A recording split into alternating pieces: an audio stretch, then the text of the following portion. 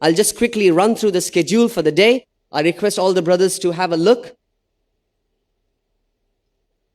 Alhamdulillah, the International Dawah Training Program conceived, developed, conducted by Dr. Zakir Naik. The second day of this 45 days course, Sunday, 17th of January, 2016, Mumbai, India. The theme for the day is Introduction to Da'wah. Alhamdulillah, today we were on time or before time? Alhamdulillah, we were before time today, mashallah. We are 5 minutes early.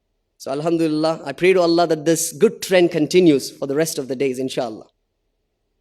So the first session, 8 o'clock to 8:20, we just had the recap of the first day of the International Dawah Training Program for 20 minutes, 8:20 a.m. to 8:25 a.m. I'm reading out the schedule for you for 5 minutes. From 8:25 a.m., Dr. Zakir Naik would come on the stage, inshallah, and we will have a very important and very interesting session on material to be referred for knowledge of Islam. And this session is going to be for 1 hour, 50 minutes until we go for the tea break. 10:15 a.m. to 10:45 a.m. we have the first tea break. Then after the tea break of 30 minutes, the second session, 10:45 a.m. to 11:45 a.m. Again, Dr. Zakir Naik would give us his inputs on meaning and forms of dawah. Meaning and forms of dawah, which is for 1 hour. It's a 1 hour session, followed immediately by a half an hour, a 30-minute session for the question and answer. So if you have any questions to ask on the topic meaning and forms of dawah, then you can keep it for that half an hour, inshallah. Then from 12:15 p.m. to 12:45 p.m., there is the talk on the topic characteristics of a da'i, which was told to you yesterday, followed by a question and answer session, and inshallah, I would be taking that lecture, inshallah, a 30 minutes lecture with 15 minutes question and answer session. Then we break for our Zuhr Salah at 1 p.m. for 15 minutes. Then 1:15 to 2:15, we have the lunch break, as well as time for you all to prepare for your speech today, your first prepared speech of this International Dawah Training Program. I wish you all the best. May Allah Tabarak wa Ta'ala help you to retain whatever you have learned of the speech. And inshallah, you should be lesser nervous today because you have already had the experience of this stage, inshallah. This 3-minute prepared speech is the third session for 2 hours, which will be monitored, scrutinized and evaluated by Dr. Zakir Naik. A 3-minute prepared talk by each participant.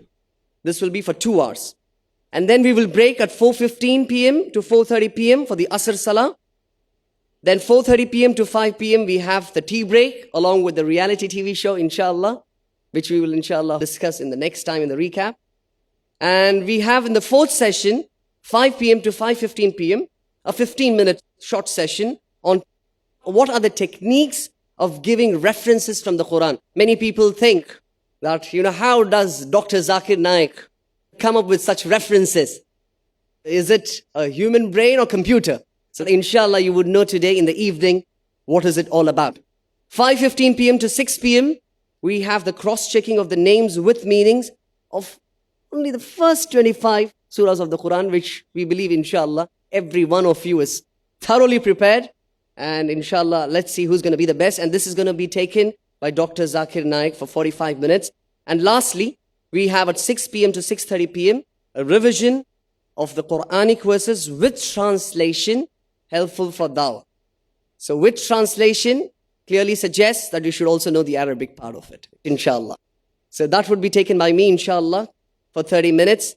And inshallah, we hope to conclude it on time, 6:30 p.m., the conclusion, followed by Maghrib Salah. Jazakallahu khairan. Without wasting much time, I would like to invite Dr. Zakir Naik to come on the stage and start with the session on material to be referred for the knowledge of Islam. Dr. Zakir Naik. Alhamdulillah. Wassalatu wassalam ala Rasulillah wa ala alihi wa sahbihi ajmain. Amma ba'd. A'udhu billahi minash shaitanir rajim.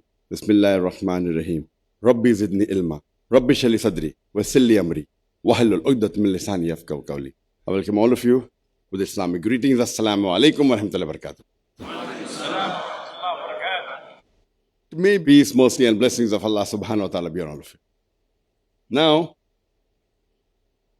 we will be doing a session, material to be referred for the knowledge of Islam. And as I mentioned yesterday, that yesterday was just talking about the rules and regulations, talking about the objectives, and due to time limitation, yesterday we could not do one session. That's Introduction of Islam, which I did cover part of it in my other sessions. But if time permits today, we will at least spend half an hour on it, if not more, inshallah. As I mentioned that tomorrow, or rather day after tomorrow, the third day of the training program, would be really the beginning of the techniques as it's mentioned in the schedule. And there you will come to know the technique, the structure, etc. And though I mentioned yesterday that this training program would not be concentrating on the knowledge of Islam, though basic knowledge required for basic level of dawah would be given in this training program, inshallah. Today, we'll be dealing on the other aspects besides the hardcore technique, etc. And the first session deals with material to be referred for the knowledge of Islam. At the beginning of the session, I would like to make it very clear to all of you that the books that would be mentioned today, all of them need not be authentic. And when yesterday Mr. Kamruddin said that can we use the notes, so then I thought, okay, fine, then I have to make a mention also. So I would like you to mention in your notes below, which time did not permit me today morning to revise it, mention NB there on the notes itself, on the bottom of the page, that all the books mentioned need not be authentic. NB, all the books mentioned in the list need not be authentic. Need not doesn't mean it is not authentic, but all need not be. The first, and again this is a point form note, and while I'm speaking, I made it easy for you. If I keep on mentioning names and if you have to write, you will not be able to cope with me. Therefore, I have given you easy. Correct? So I have tried to make the workshop easy for you, not to make life easy for you, so that I could squeeze your effort in the techniques and the other things rather than writing down the notes. The first section deals with English translation of the glorious Quran. And all of us know very well, without doubt, the best source of knowledge, the most authentic source of knowledge in Islam is the word of Allah subhanahu wa ta'ala. That is the glorious Quran. The first section deals with English translation of the Quran, and you can see it is mentioned at the bottom NB. Since translations of the Quran is the work of a human being, each and every translation has mistakes. I don't know of a single translation in the world which does not have mistakes. The only work which is infallible is the work of Allah subhanahu wa ta'ala. However, the above translations have been mentioned taking into consideration the positive points and not the mistakes. Let me be very clear that translations 100% have mistakes, but most of them have more positive points than negative points. Some of them even have more negative than positive. But the positive points are so rare, not available anywhere else, so I've mentioned it here. Don't think that just because Zakir Naik has given all these lists, that means this list is 100% correct. A Dai always has to do research whether what he's speaking is authentic. Is it correct? And I'll be dealing in more detail during the structure and content, that whenever you hear any matter from anyone, including myself, it's best to check it up. The reason of checking is that you are reconfirming it's there. Yes, anyone can make a mistake. If there's a mistake, it is rectified. And secondly, you yourself check from the source So you can delete one Ravi, one narrator. Lesser the narrators, the thing becomes more authentic. Correct? Which we shall discuss if time permits. So you have given a list of translations, and as I mentioned that all translations are mistakes. But seeing all the negative and positive factors amongst all the translations, each one has its own preferences. And each translation will have its own positive and negative points. The one that I personally prefer amongst all the translations is the Holy Quran, text translation and commentary by Abdullah Yusuf Ali.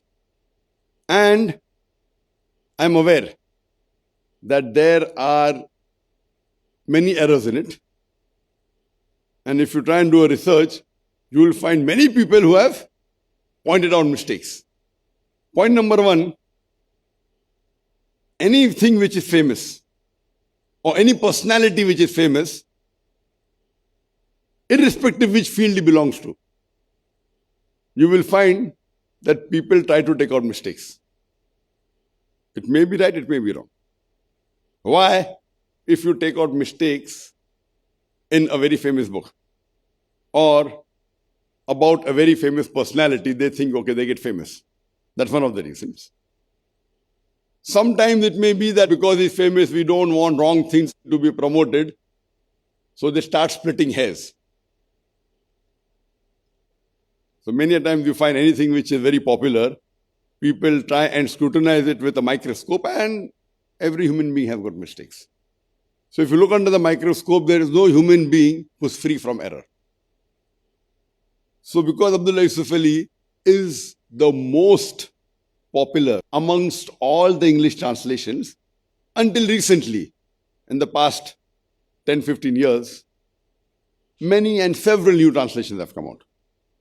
15 years or maybe 20 years. But amongst the early ones, this I feel is the best. And maybe I got used to it, so I'm sticking to it. Again, I'm not saying that it is the best English translation available. For me, why? Because once a person gets used to it, until you give me something which is really multiple times more beneficial, I may change. Because when a person reads, he's used to reading a particular pattern. He realizes that this matter is on the left side of the page, this matter is on the bottom of the page. It goes into your photographic memory. So when I'm searching for something, if I don't know, I know it is there on this part.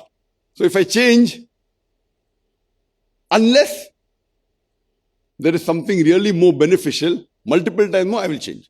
So far I have not come across the translation which is multiple times more beneficial than Abdullah Yusuf Ali for me as a Dai. Seeing all the pros and cons, yet I personally prefer and recommend Abdullah Yusuf Ali because, number one, that it has a variety of good things. Many tafasir or translations, they are specialized in one particular aspect. Overall, particularly Abdullah Yusuf Ali. Why? Because it is good to present to a non-Muslim. Certain translations are specifically meant only for Muslims. And we'll come to it later on when I speak about it. This translation as a whole, with all its pros and negatives, I feel it is, alhamdulillah, one of the best available.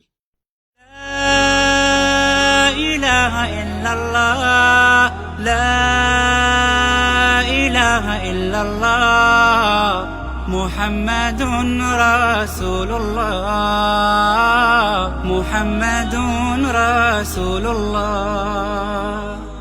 أرجو رضاك يا الله أنت الرحيم يا الله هبني عطاك يا الله أنت الكريم منك العطاء يا الله أنت العظيم يا الله فيك الرجاء يا الله أنت الحليم الرحمن الستار ملك الملك الغفار الوهاب المنان المتعال الرحمن الستار ملك الملك الغفار الوهاب المنان المتعال الرحمن الستار ملك الملك الغفار الوهاب المنان